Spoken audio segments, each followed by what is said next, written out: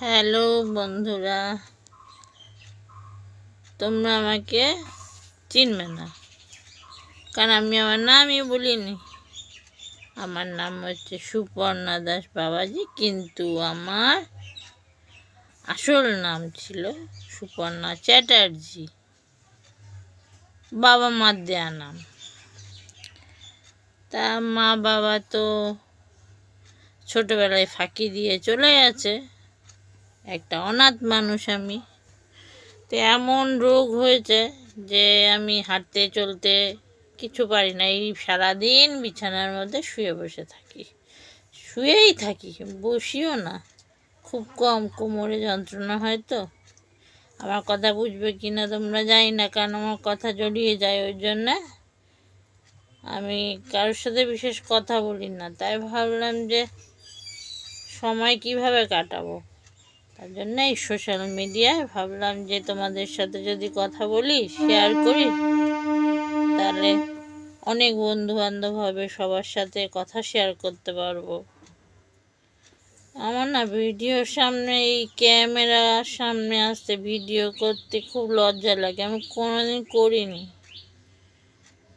কিন্তু এখন ছেলে মেয়ে বলছে যে ভিডিও করো, সময় কাটবে। তা আমার ভিডিও তোমাদের তো ভালো লাগবে কিনা জানি না। সবাই তো কাজ কর্ম এইসবই দেখায়, আমি তো কাজও করতে পারি না, কিছুই পারি না। কি করব? ও, আর কি বলবো, আজকে আর কিছু বলার নেই। প্রথম দিন আমার এই চ্যানেল খোলা আছে, তোমাদের যদি ভালো লাগে তাহলে আমার ভিডিও দেখবে, তাহলে আমি ভিডিও রোজ দেব। আমার যা কষ্ট শেয়ার করব, তবে সব না, আমার পার্সোনাল। আর যেটুকুনি বলার ক্ষমতা আমি সেটুকুনি বলবো। হ্যাঁ, আমাকে নিয়ে জড়িয়ে এখন দেখি কি ইউটিউবে সবাই সবাইকে নিয়ে এই কন্ট্রোভার্সি করে, সবাই সবার নামে উল্টোপাল্টা বলে। এইসবের জন্য আমার ভালো লাগে না। কিন্তু তা দেখলাম যে দেখি কি হয়। যদি